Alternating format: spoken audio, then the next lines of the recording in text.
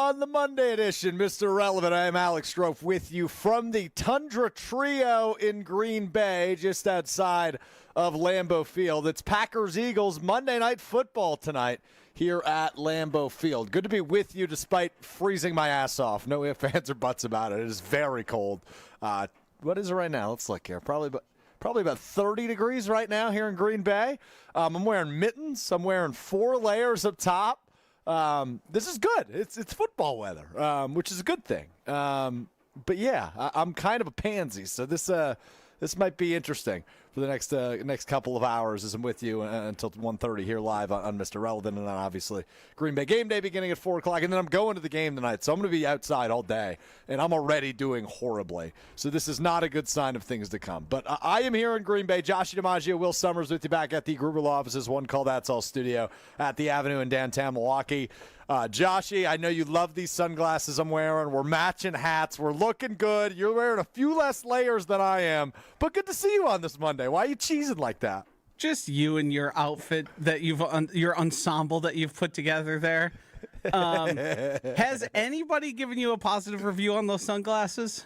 Yeah, I mean, we did a poll last week. I debuted them in Strouf Strolls presented by Coops Mustard, which will be coming your way in a few hours on social at ESPN Milwaukee at Strouf ESPN, where I preview the game. I walk through tailgates and parking lots. I got compliments in person last week, but then we put a poll up of effectively something to the effect of, do you like Strouf sunglasses? And like 38% of people said yes. That's pretty good, right? They look like the sunglasses you'd wear at the dentist when they're shining like the light on your face. The X-ray ones? Yeah. Yeah, it's just, it gives off a vibe, which I don't know if it's quite you. It is a little bit like Kanye West, the Sure. shutter shades. Hold on a minute. I don't know if that's somebody I want to be compared to. The shutter shades is what I meant for. Those like big, gaudy. Like the 2010, 2011 shades. Also, is this the debut of you being a bubble jacket guy? This is the debut. I got bullied out of my pea coat last week. Everybody told me it was too big for me. That thing was monstrous on you, by the way. It looked like that meme of like 2 children stacked on top of each other. Yeah. It also sort of looked like, in grade school when you use like your dad's old button-up shirts that you put on to not get like paint on them in art class. Yeah. That's kind of what your pea coat looked like.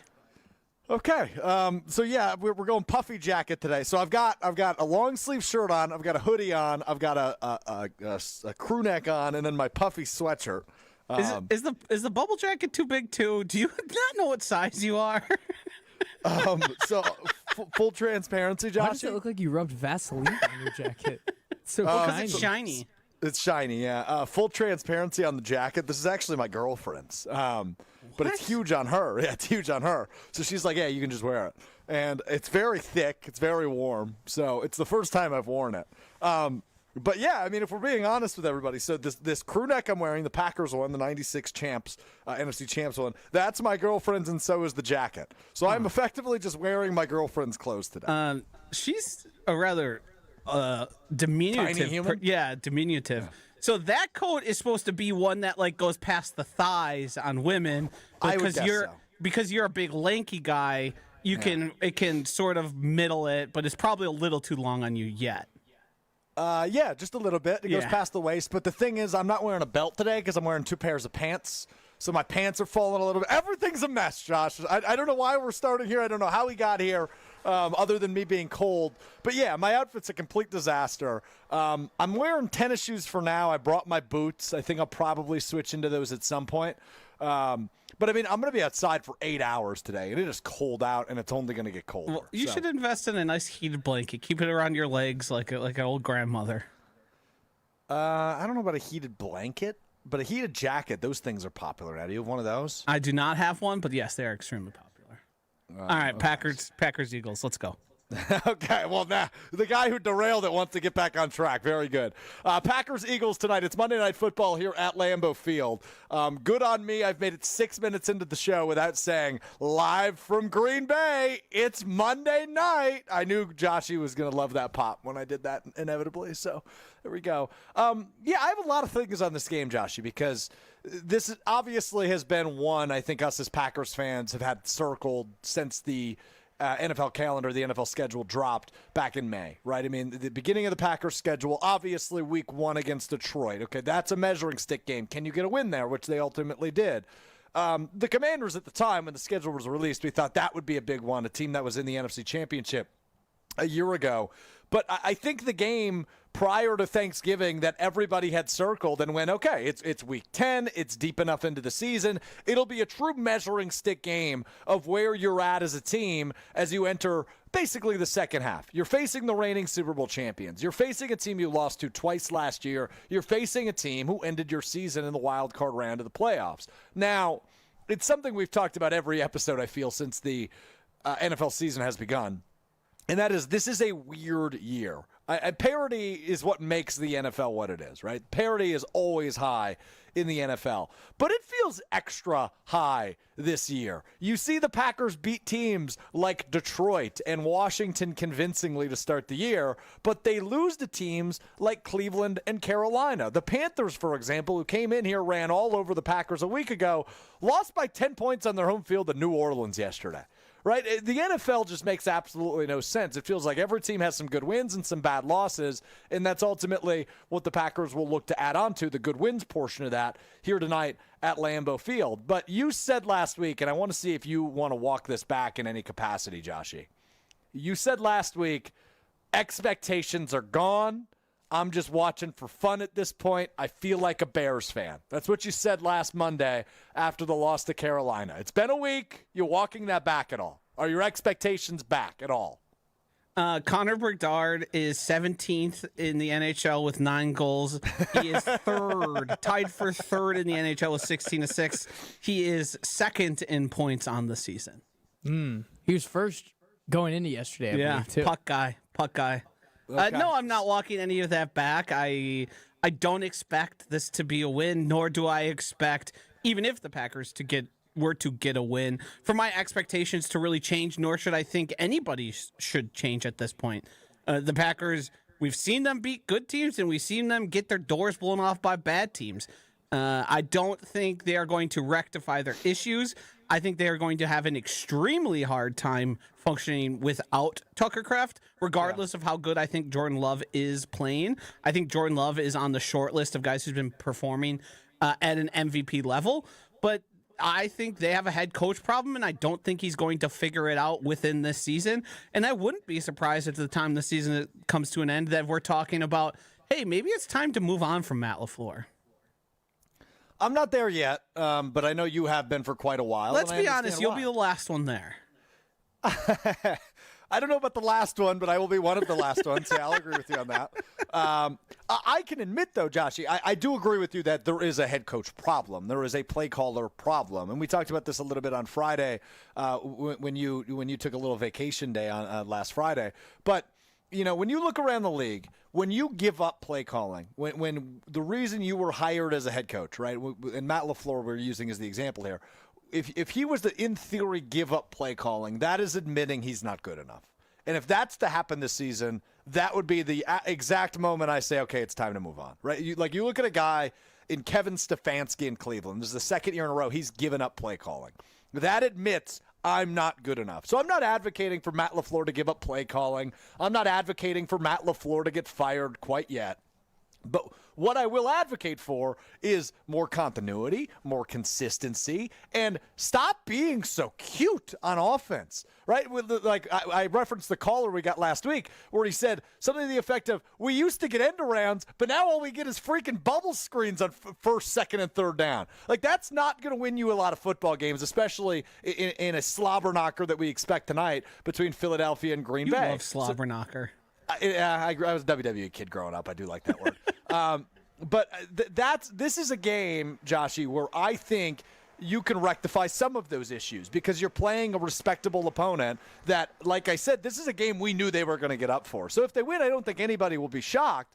But it's a game where Matt LaFleur needs to figure out who the hell he is and what the hell he wants this offense to be, because through 8 games, I don't know that we have a clear answer on either of those. No, I don't think he really has any idea. I think he knows what he wants to be, and I think that's also holding the Green Bay Packers offense back. There's 2 things I want to mention here.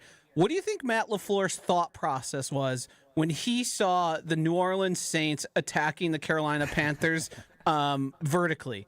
Do you think he was like sitting there like, you're not supposed to be able to do that? What the heck? How is Tyler Shuck passing the ball downfield on these guys? This doesn't make any sense. And then the other part is until he stops being more of a detriment than a supplement, I'm not going to fully buy into the Packers. He has time to turn it around. There's certainly time left. I don't know if I'll ever believe he's going to be able to kick some of his bad habits that hold the team back.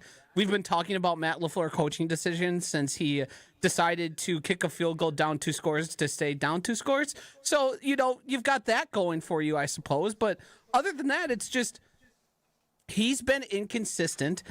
The reason he hasn't given up or will never give up play calling is because the only person who could tell him to do that would be Ed Policy, and I don't think Ed Policy is going to get involved that directly with football ops. Now, do I think there's a chance in the offseason he tells someone he needs to hire or find somebody that is going to be good enough if they have issues in 2026? That's potential, but anything above that, this is Matt LaFleur's gig, and he's going to either succeed and give himself a contract extension or fail and be in a spot where he has to decide what his future is going to look like, because they don't want the Packers don't want anybody on the lame duck years. Yeah, and I mean, look, there's still a lot of season left. And I heard Tausche say this morning, maybe it was Demovsky when he was on with Wilde and Tausch, and it's something I didn't realize. Joshy, if the Packers win tonight, are you aware what seed they would be in the NFC through 10 weeks? Would it be first? They would be the number 1 seed in the NFC through 10 weeks if they win tonight against Philadelphia. Do you know what their seed would be if they lost? Yeah, they would be on the border of, I think they'd either be 7 or 8. I think they're the 7th seed if they lose. So they just, I mean, what they must win. The last 2 years. We must win territory. Must win. I mean, have you looked at the rundown? No, admittedly. All right. I'm a shoot from the hip type of guy. That's how good I've been, and I didn't even look at the rundown. The rundown does say must win later, but I do want to address that real quick. No, it is not a must win. But I will say this from my perspective, Joshy, for a guy that's already given up his expectations, it's a must win for my expectations. I said last week many times, I think without Tucker Kraft, your Super Bowl hopes dwindled quite a bit. But the optimistic part of me are the following. I think Jordan Love is playing really, really good football. And obviously, to win a Super Bowl, you need your quarterback playing really good football. The wide receivers and pass catchers are going to get healthier aside from Tucker Kraft. Obviously, you're going to add Jaden Reed back to the mix. It sounds like you might not have Matthew Golden or Savion Williams tonight, but you could get Dontavian Wicks back for the first time in 3 weeks. So those guys are going to get healthier as the season continues to go on. I have faith in this defense. I have a lot of faith in the defensive coordinator and Jeff Hafley, Joshy. But there's one big bugaboo for this team that I think we haven't talked enough about, and that's the lack of turnovers. This team hasn't been able to turn over anybody this season, and that's something where if they can get that figured out and they can begin forcing 1 or 2 turnovers every game they play, all of a sudden I think we're looking at this team very, very differently, because Jordan Love has been instrumental in leading drives. Like, something that really ticked me off last week in the loss to Carolina was 5 red zone drives. They didn't punt in that game, and they scored 13 points and lost. But they were in the red zone 5 times. That should typically be enough to win a football game. Now, obviously, you need to go down there and get 7 or get 3 and not 0 like they did multiple times. But Jordan Love has been consistently leading this team down the field into scoring position, and they just haven't been able to capitalize, whether that's missed field goals, whether that's a 4th and 8 call that nobody agreed with in the red zone by Matt LaFleur last week against Carolina. So that gives me faith offensively. And defensively, I think this is a good defense. I think they've got a lot of really good players. Obviously, a generational talent in Micah Parsons, a really good back-end safety in Xavier McKinney. I think Quay Walker and Edrin Cooper, for most of the season, obviously there's some exceptions there, have both been really solid for them. So if they're able to start forcing some turnovers, all of a sudden I think we're looking at this team very differently. And I don't know with the cold weather if there's going to be a ton of opportunity for that tonight, but that's something we need to see going forward if we want to really elevate this team to in the championship discussion, because I think after last week, you and I both gave them quite a hit from the championship discussion after the 5-1-1 start. Yeah, I think to this point, you could probably draw a line at the teams you would consider Super Bowl contenders and then teams with a chance to make a Super Bowl run. One of those unexpected, but not necessarily shocking runs. I think the Packers are in that. I just view them as having been laser focused on them since the start of the season. I view them as like not actually one of those teams, sort of more on the fraud end of playoff team than actual Super Bowl contender. Yeah, but I don't know if would either of us be shocked if they rattled off a Washington-like run from a year ago. They make it to the NFC Championship game, win a couple games on the road if they don't win the division. Yes, I would be shocked. Okay. Yeah, okay. I think with the information we have at this point, this just ain't that team. I don't know that because it's only November. It's the beginning of November, in fact. Well, I guess the middle, technically. It's the 10th today. And it's week 10. You've got eight weeks of the regular season after this. You've got 8 games left to play after this in the regular season. So I go, okay, I mean, you know, in 2016, were we convinced this was a really good team that could rattle off a run? Absolutely not. They had to win out. They had to win 8 in a row to get into the postseason, and they end up in an NFC Championship game that year. So I'm not completely freaking out, but the Tucker Kraft injury sucks. That's going to give you a big hit in the regular season. But again, Josh, I hate the term must win in week 10 because it's not a must win for your playoff hopes. It's not a must win for the division necessarily. It helps, but it's not a must win for those things. I think it's a must win for me to go, okay, this team does belong. This team does belong in the conversation with Philly, with Detroit, with the Rams, who I view as the 3 favorites in the NFC right now. Well, if it's a must win, what does it mean when they lose?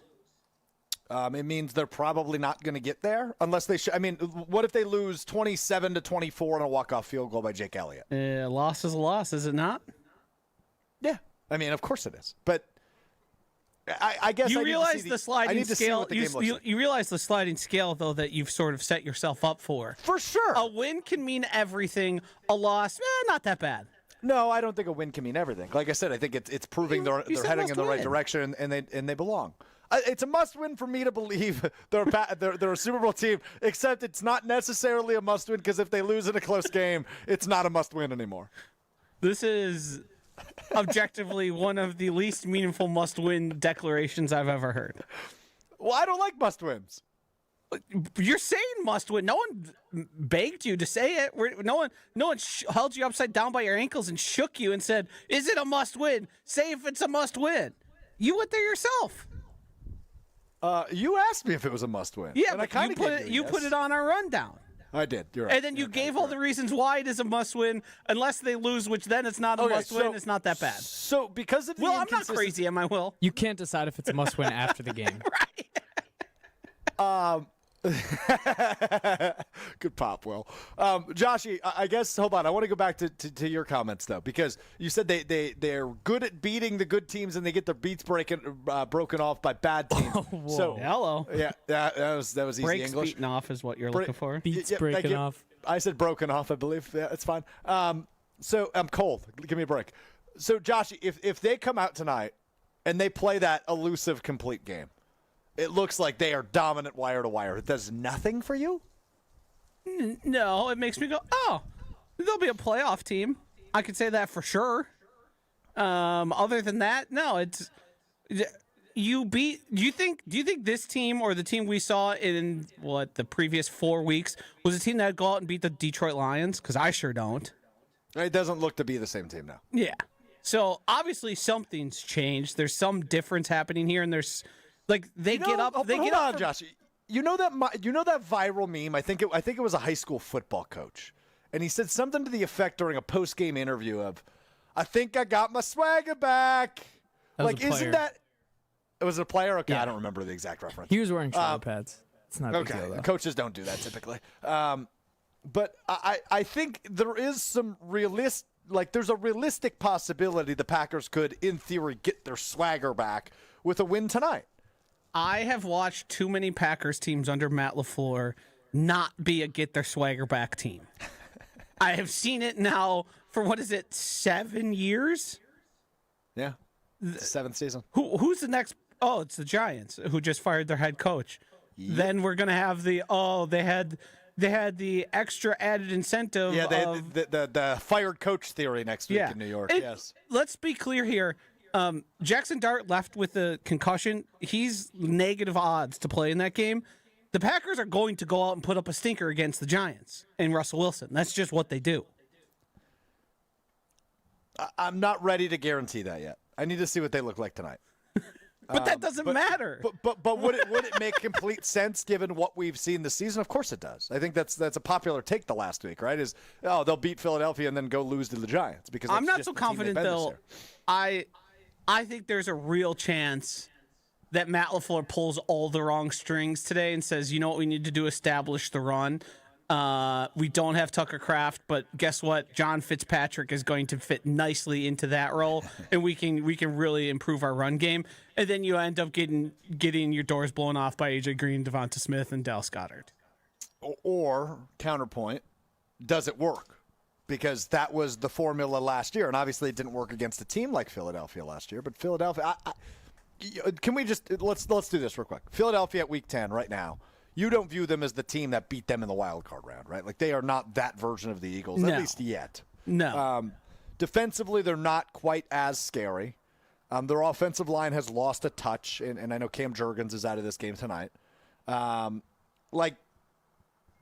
Okay, they're still a good team. They're still, as far as I'm aware, they're still the team to beat in this conference, right? They're still the best team in the NFC in my eyes until somebody dethrones them. I was just about to say, as in love with the Rams as I am. I'm so high on the Rams. I think they are a really complete team and really well coached, and a really impressive win for them over San Francisco yesterday. But regardless, I still think until the Eagles are dethroned, it's their crown. And again, we can debate about that all day. But tonight, if Green Bay comes out, and we did this all offseason, right? Like teams that don't win championships typically model their offseason off of the team that won the championship. So the Packers, though it hasn't worked super well, and we can laugh at the Aaron Banks signing in a moment, but the Packers beefed up their offensive line, or so they thought, by signing Aaron Banks, by moving Elton Jenkins. It was a 5 they thought they could be more confident in. Turns out through 8 games, that's really not the case entering the 9th game tonight, but that's neither here nor there. They added a wide receiver. A speedy wide receiver who can beat defenses in Matthew Golden. Again, a guy who just hasn't been fed the ball as much as we anticipated here entering week number 10. And then you look at defensively, you add a Micah Parsons, you add a dominant pass rusher. So you kind of copied the formula that worked so well for Philadelphia.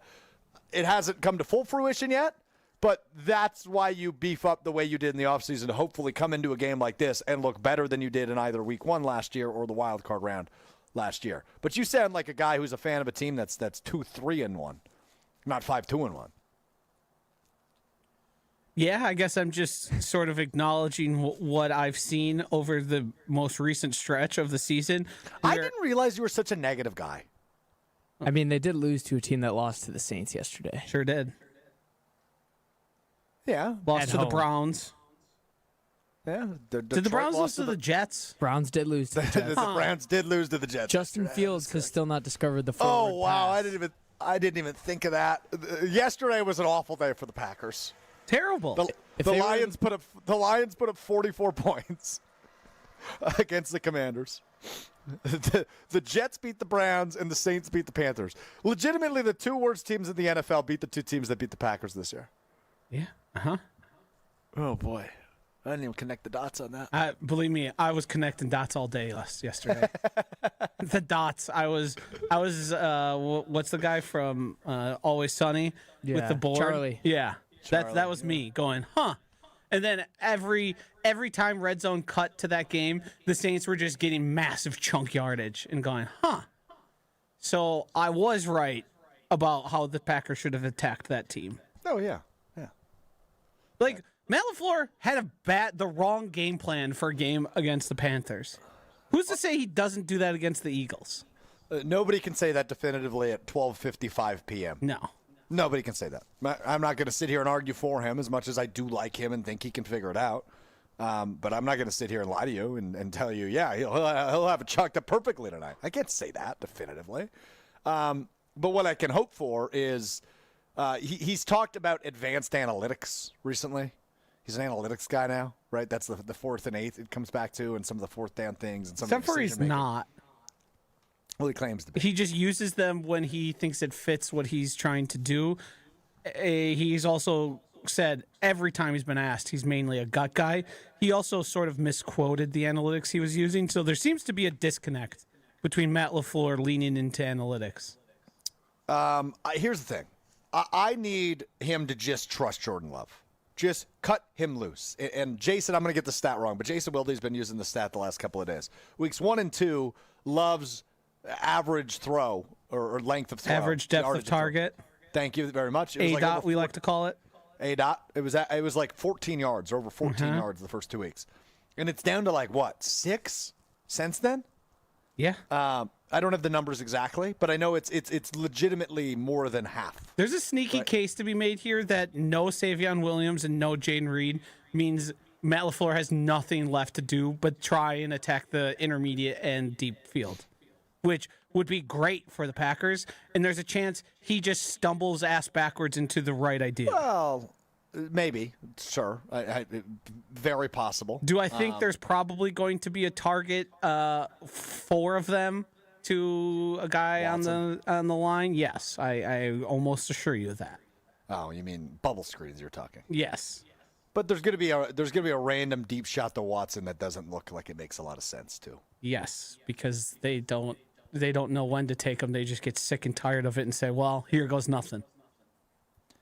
Dr. Denver Dan chimes in. He says, Strouf, you didn't realize Josh was negative? Did you not pay any attention last week? He started F1 in hockey talk. Yeah, puck. Good point. Puck guy. What else we got?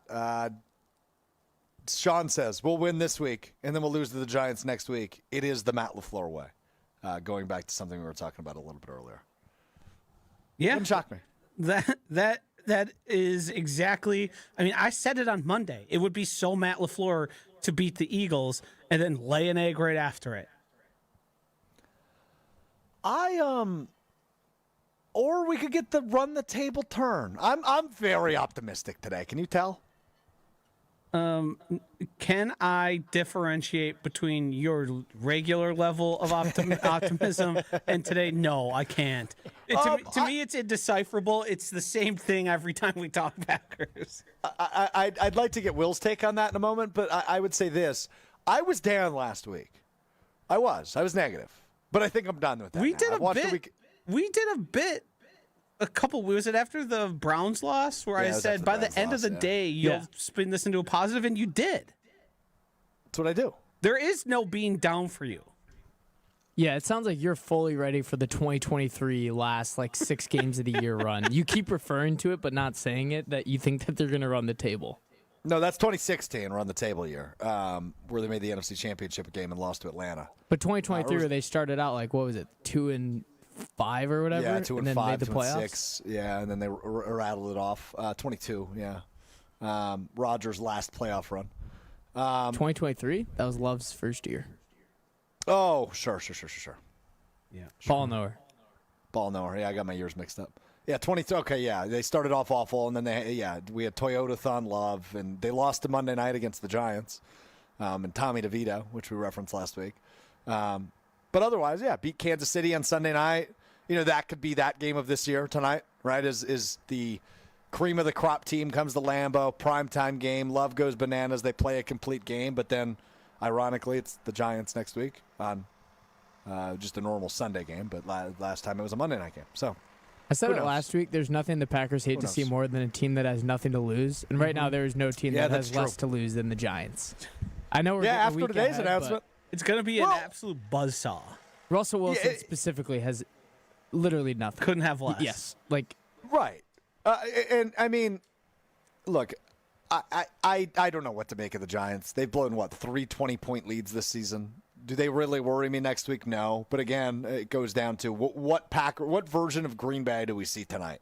That's what I'm all worried about. What version of Green Bay do we see tonight? Because I don't know what to expect.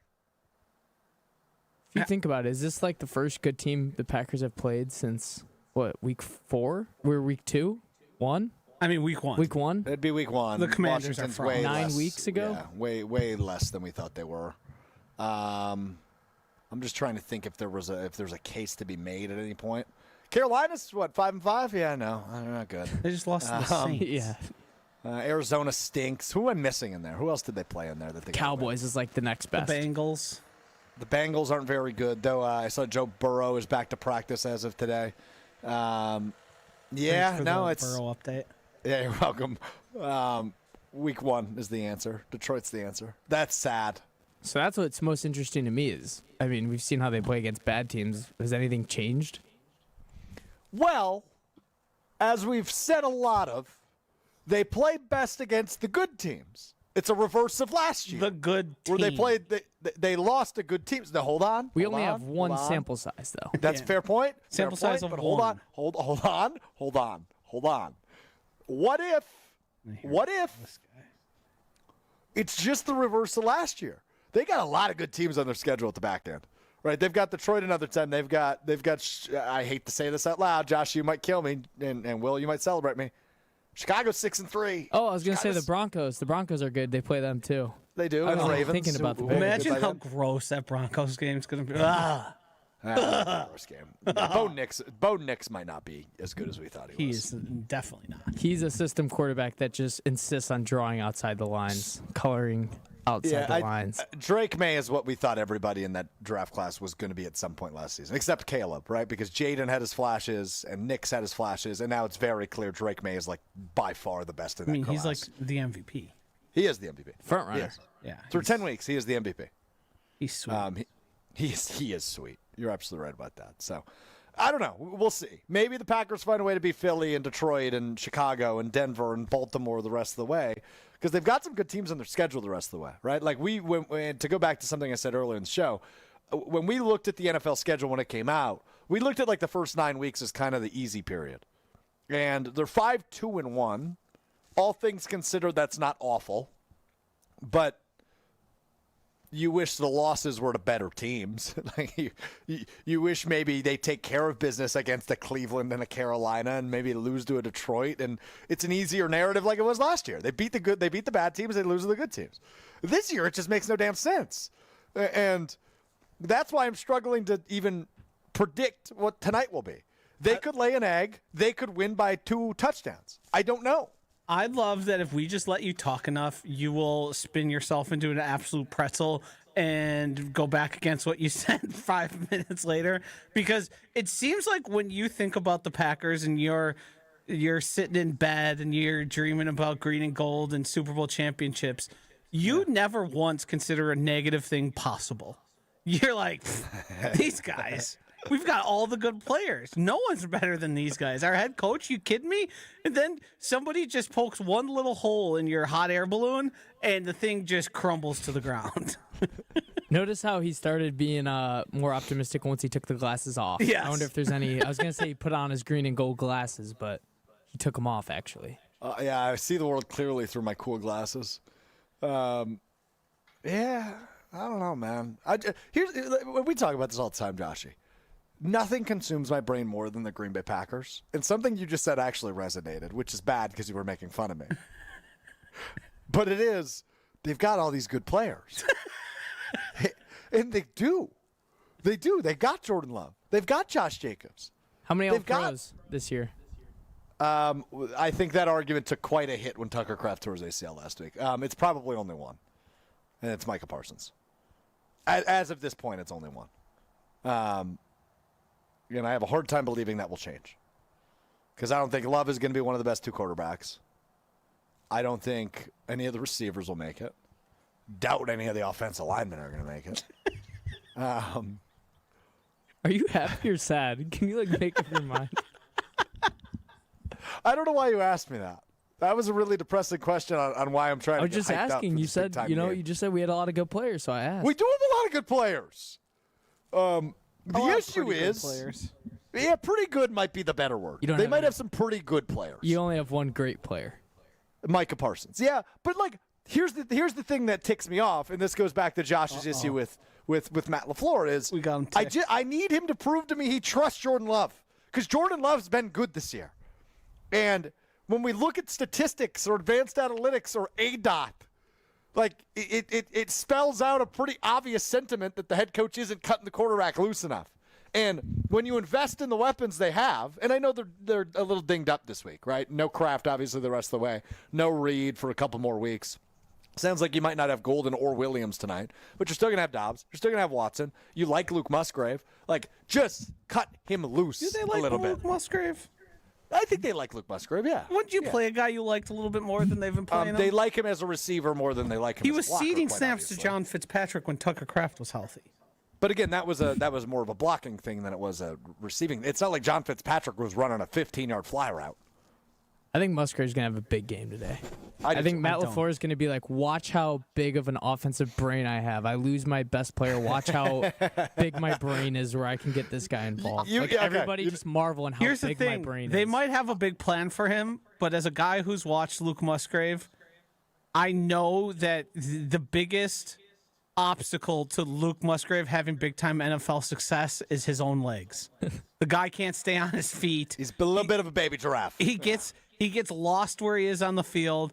He has all the skills to be one of those split-out tight ends. He just can't piece all those things together in the right way. I won't argue with that. So I think he has a 3 for 28. And come on. And we go, huh? Come on, can we kick that up to like a 4? 3 for 48? Oh, sure, wow. 120-yard pass over the middle. Yeah. He catches it, falls to the ground, rolls an extra 2 yards.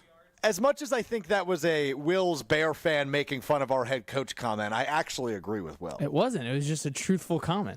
I think this very well could be, bless you, could be a night where Matt LaFleur schemes open Luke Musgrave. Oh, when was the last time Matt LaFleur schemed anyone open?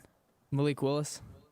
I didn't like that.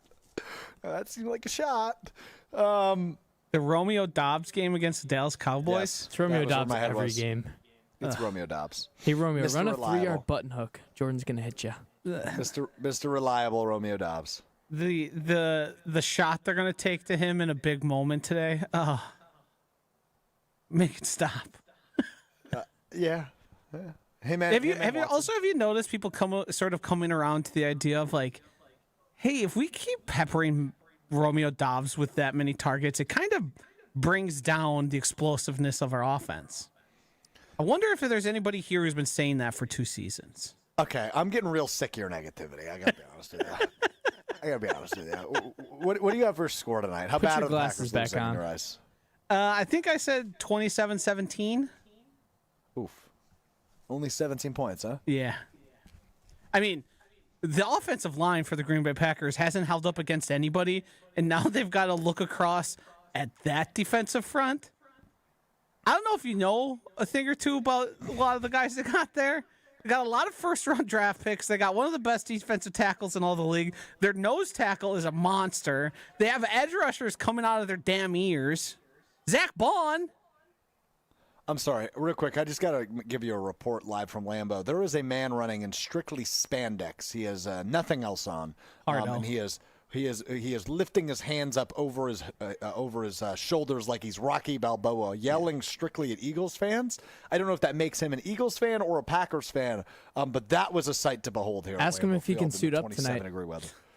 Ask him if he could play tight end. He ran away. He kind of runs like Luke Musgrave, so I don't know if we need 2 of those guys. Maybe it was Luke Musgrave. Maybe a little too thin, I think. Although he is thin. A little too thin, I think. All right, sorry, Josh. I cut you off. Continue. I forgot what I was even talking about. Score prediction. Oh, yeah, 27-17. I don't think the Packers' offensive line is going to be able to hold up. They haven't all season. They've been underwhelming, and they've got probably the best front 7 they're going to face come into town. And Matt LaFleur, yes. I mean, I think you could make a very good case for Cleveland. Sure, if you'd like front to. Front 7 only, yeah. I think when you add up all the sum of the parts of the Eagles, they're probably the best in the league. Obviously, Myles Garrett is a one-of-one type of player, but I think Matt LaFleur is going to try and run at them. It's not going to work. Then we're going to try and get horizontal and then maybe take some deep shots when the game is getting out of hand. I just got a text from my buddy who's not watching, I don't think. And he said, because I told them I was going to the game, and he said, my favorite trait about Alex Strouf is his refusal to own anything warm. Fair point. Was that a self-tough guy thing? Except for he's not. I'm freezing. You know, at a certain point, you're being directly you're becoming a problem professionally if your job requires you to be outside and in the cold, and you're not ever properly prepared to be outside and in the cold. I'm properly prepared. I just haven't put my boots on yet. I feel like you're a big weather complainer when you're working. Like when it's too hot outside. I never complain. Oh, unless it's that one day at Summerfest. That was brutal. That day was the worst day in the world. Joshy, I mean, that was horrible. The only way I could have been wearing less would have got me arrested. You would have looked like that guy who just ran through the Lambeau parking lot. It was. But the thing with cold is you just layer up, baby. I am layered up. It's just my toesies. I might need to move a little bit. All right. Did you say toesies? Yeah, toesies. Double sock it up. Toesies. You got wool socks? I am double socked up. I am double socked. Yeah, I own wool socks. I'm not wearing them today, though. Well, what? If you have wool socks, where the hell else are you going to wear them? Well, hold on. That's a good point by you. I kind of forgot about them. But secondarily, I didn't think it was going to be as cold as it is. 30, So here's the thing about weather and living in Wisconsin, and then we'll get Will and my score predictions, and then we'll get to the Badgers and what we missed. It is like the first very cold day is always really cold, but it's 30. I think it's like 34 degrees out right now. In a month, I'm gonna view that as gorgeous. I'm going to the Bears-Packers game on December 7th. If it's 34 degrees out that day, I will love it. But it's November 10th, and it's the first time we've dipped this cold, so I'm freezing. You got to get acclimated. The real feel is cooler than it actually is because there's a little bit of wind. Yeah, in the shade, it's even cooler than that. You are inside of the trailer there. So, I mean, it's below freezing in terms of how it feels. Below freezing feels cold regardless. Yeah. Yeah, I don't think I'd be super pumped if it was 22 degrees instead of 11. Hell yeah. Okay. All right. Will, Packers, Eagles. You got Eagles tonight? Yeah, I think it's going to be an ugly one for the Packers defense. I think the Eagles are kind of just going to have that pick your poison type of offense. I think their offensive line is going to hold up strongly against the Packers pass rush. So then it's going to be, do we want to run the ball over a team that has been hit or miss against the run, or do we want to pass it against a weak secondary? And I think the Eagles are just going to kind of have their way on whatever they decide to do, and I think it's going to be 35-17 garbage time touchdown for the Packers. Who's worse equipped to handle A.J. Brown, Jair Alexander or Keyshawn Nixon? Right now? Yes. It's Jair, but it might be closer than I'd like to admit. Yeah. Yeah. Okay. Well, this has been a really upbeat, positive show. I've enjoyed this. All right. I've got the Packers winning. I've got the Packers winning tonight. No way. Get out of Dodge. I need to take a second. Yeah, I think it'll be close, like a 24-20 or something like that. Mr. Out on the Limb. I'll probably pick them to lose next week. I don't know, though. We'll find out. We'll preview the game more getting at 4 o'clock on Green Bay game day. By the way, that was the least confident win prediction I've ever heard. It's almost but how can I say anything with confidence about this team, Josh? How can I say anything with confidence? I don't know who they are. I have no idea what they are. See, but you haven't even attempted to sell it. You haven't even, Jen at least this morning decided to go with, I got a gut feeling. I got a weird feeling about this game. You're just like, yeah, they win because that's what I want them to do. All right, let me try the Jen ladder. I got a gut feeling. Well, I woke up this morning feeling dangerous. Word for word. Yeah, it's a little different when it comes from Jen too, because you wake up feeling like With a gut feeling every day. Yeah. If the Packers played 365 games a year, I'd probably pick them to win 362 of them. Here's the thing. My brain went here. I believe that if you woke up and the Secret Service knocked on your door and said, guess what? You're the president now because of something that's happened, you would have like zero worry and you wouldn't be like, oh my God, I don't know if I'm able to. You'd be like, yeah. I'm going to be. You're damn right, I am. The best president that this country's ever seen. I think I would actually respond with, that's Mr. President to you. And that's just the difference in, I guess, our approaches to the world. If you want something to happen, you need no justification. You're just like, well, I think I want that to happen, so therefore similarly to the former quarterback, Joshy, I believe in the power of manifestation. Yeah. Okay, and I've had an extra day to manifest about this game. I've had an extra day to think about it. Do you think the more I think about it, the more I manifest about it, I think Jordan Love is going to have a terrific game. Do you think Aaron Rodgers manifested losing one of the bigger leads in any division? No, they're not there yet, but they are making their way there. I don't think he manifested getting old either, because he looked old, OLD, on Sunday night. As opposed to when he looked old against the Packers or when he looked old last season. Yeah, pretty much all the same. I don't know. I feel like we've seen more Rodgers this year on national television because the Jets stunk last year. Well, I have a feeling we're going to stop seeing them in national television if they have any opportunity to be flexed out. Yeah, that's probably true. All right, let's get to the Badgers real quick, who get a 13-10 win over number 23 Washington on Saturday. Their punter, Sean West, who you may remember from the long run a couple weeks ago, on the fake punt he just decided was a fake punt, was their leading passer in this game. Is he their best offensive skill player? Yeah, he sure might be. Look, congrats to the Badgers. A win's a win. It's a ranked win. It's a Big Ten win. Through the crap and the grossness that has been this season for them, I'm happy for the guys in that locker room. I'm happy for Luke Fickell because all the crap that we've talked about the last several months with this team and how bad they are. However, this does not change one bit of any opinion I've had about the Badgers. I still think they're horrible. I still think they're inept. And I still don't know if keeping their head coach around for another season is the greatest decision in the world. But that said, congrats. They're going to get smoked by Indiana on Saturday. Yeah. I'm happy for the kids. I'm happy for the young players. I could care less what Luke Fickell feels. I have no allegiance nor any reason to be optimistic or happy about him and what they've done. It's great to get a win. Happy for you guys. Other than that, there's virtually nothing to take from it. Other than they better do all they can to keep those linebackers around. Yep. Yeah, bingo. I mean, that money they're going to get, the extra money they're going to get to invest back into the program, it better be used on those two because they had a terrific game Saturday at Camp Randall Stadium.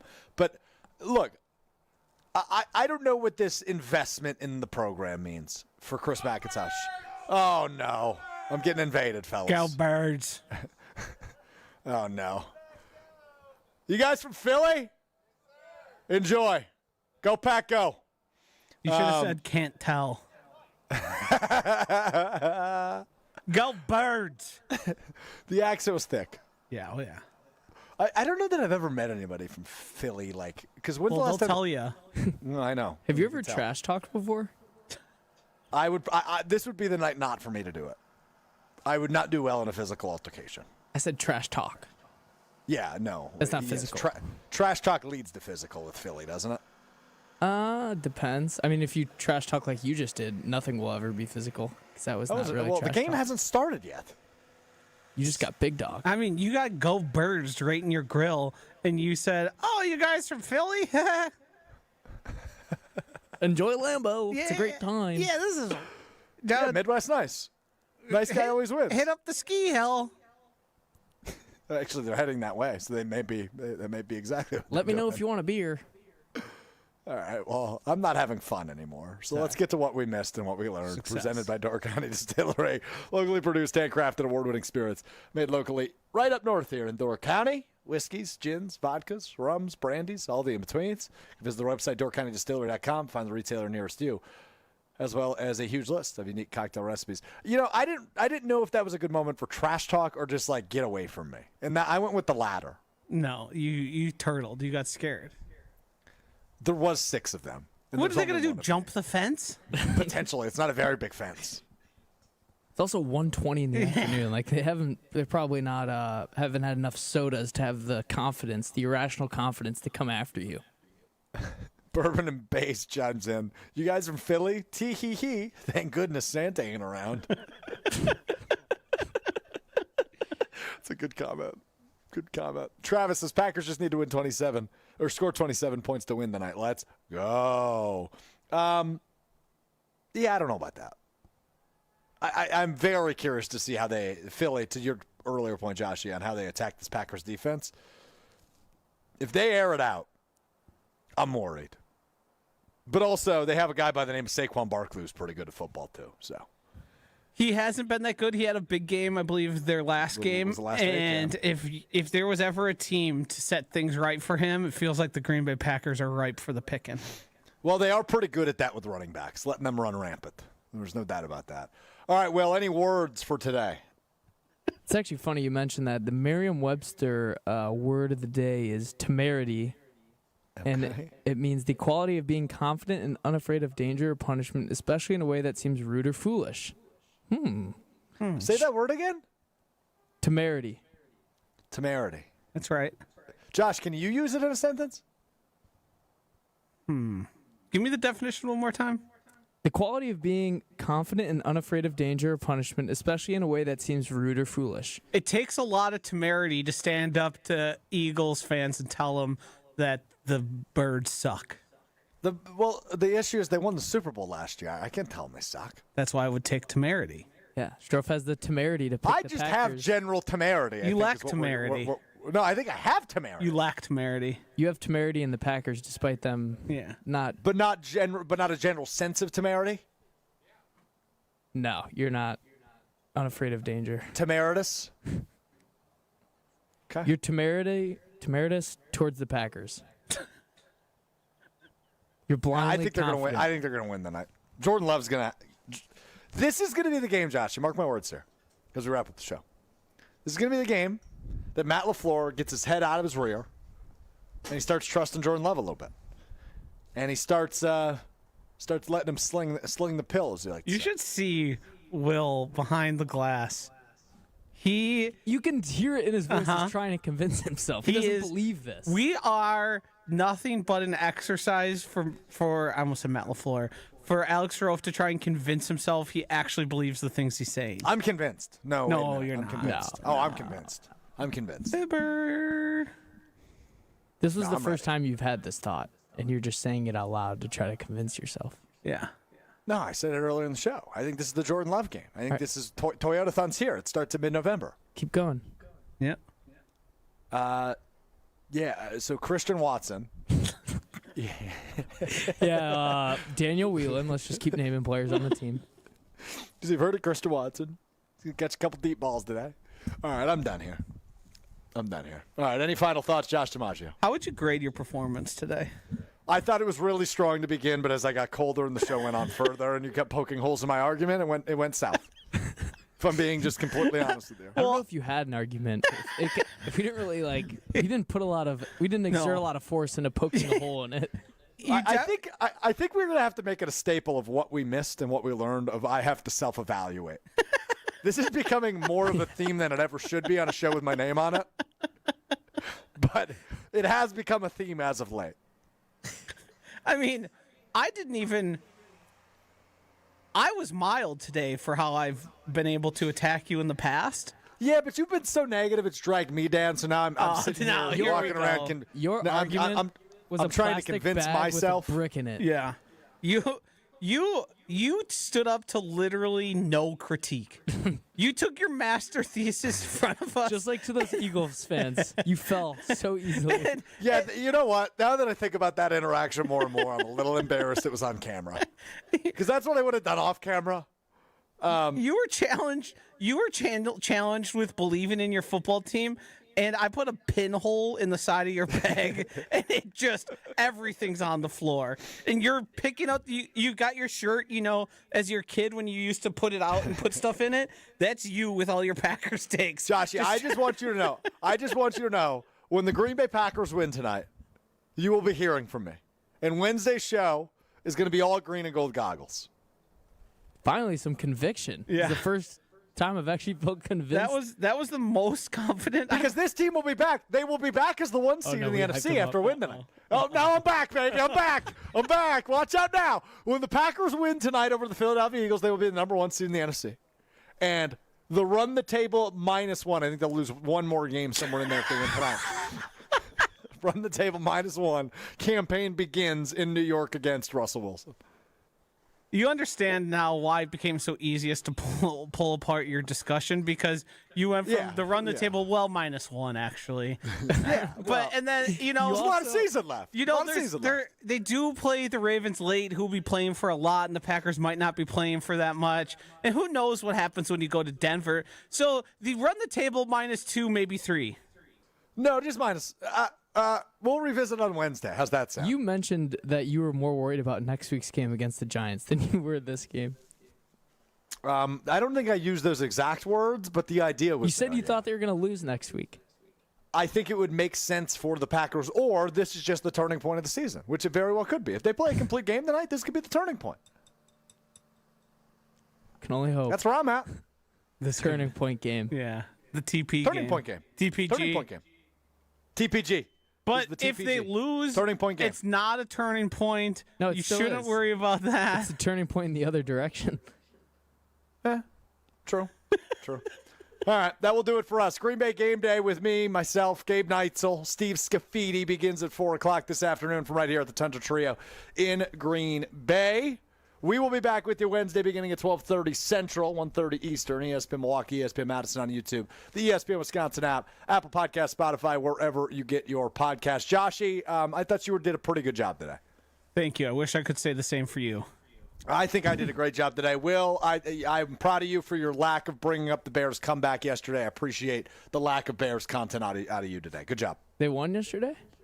Who'd they beat? I didn't know that. All right, we'll talk to you at 4 o'clock. We will talk to you on Wednesday. This has been Mr. Relevant. I'm Alex Strouf. We will talk to you then. Peace.